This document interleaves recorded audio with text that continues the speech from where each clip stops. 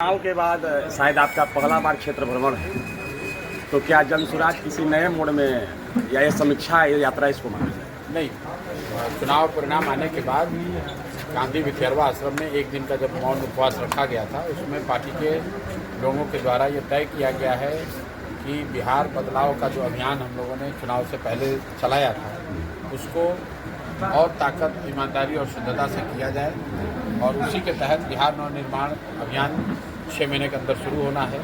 वो अभियान मजबूती से चले, घर घर पहुँचे। उसके लिए ज़रूरी है कि जनसुराज का जो अपना संगठन है उसमें सभी साथियों से राय विचार करके संगठन को पुनर्गठित किया जाए।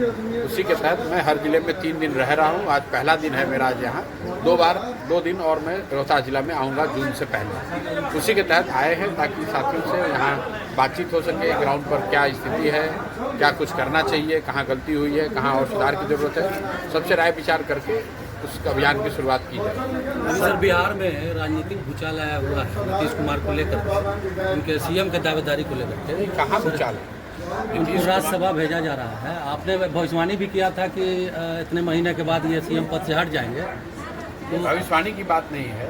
जैसा आपने कहा, हम लोग जनसुराज और प्रशांत किशोर ने सबसे पहले कहा था कि कोई जीते कोई हारे, नीतीश कुमार बिहार के मुख्यमंत्री नहीं होंगे।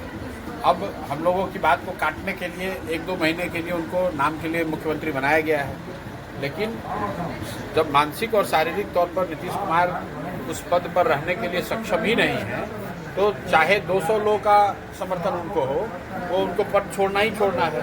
तो पहले से मालूम था। ये तो भाजपा वालों ने बिहार की जनता को जाति आधार पर, समीकरण के आधार पर एक भ्रम जाल फैला के कि भाई नीतीश जी का चेहरा सामने रख के चुनाव लड़ लो, क्योंकि अमित शाह के नाम पर चुनाव होगा तो यहाँ तो कोई वोट पड़ेगा नहीं।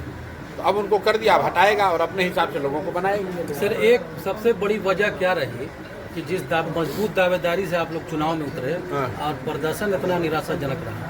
प्रदर्शन खराब इसलिए रहा कि एक तो सरकार ने सभी नियमों को ताक पे रख के वोटों को खरीदा। पहली बार बिहार में ऐसा हुआ है कि एक विधानसभा क्षेत्र में 60 से 80 करोड़ रुपया बांटा गया है। सरकारी योजना के नाम पर बांटा गया, लेकिन वोट के पहले अगर आप 10,000 20,000 रुपया देंगे एक घर में, तो गरीब राज्य है, लोगों को 10-20 हज़ार रुपया तुरंत मिल जाए, तो लोगों का वोट उससे प्रभावित हुआ है। इसके साथ साथ हम लोगों की भी कमी रही होगी, हम लोग के संगठन में, हम लोग के प्रयास में कुछ कमी रह गई होगी। वो फिर से लगेंगे, फिर से प्रयास करेंगे। सर, ये भी कोरोना काल में क्यों नहीं दिए? ये इलेक्शन के टाइम में क्यों नहीं दिए? कोरोना काल में तो लोग मरते गए, 10,000 में। भाई अभी तो ये तो पब्लिक को जाके पूछना है कि कब दिए और नहीं दिए। जब वोट लेना था तब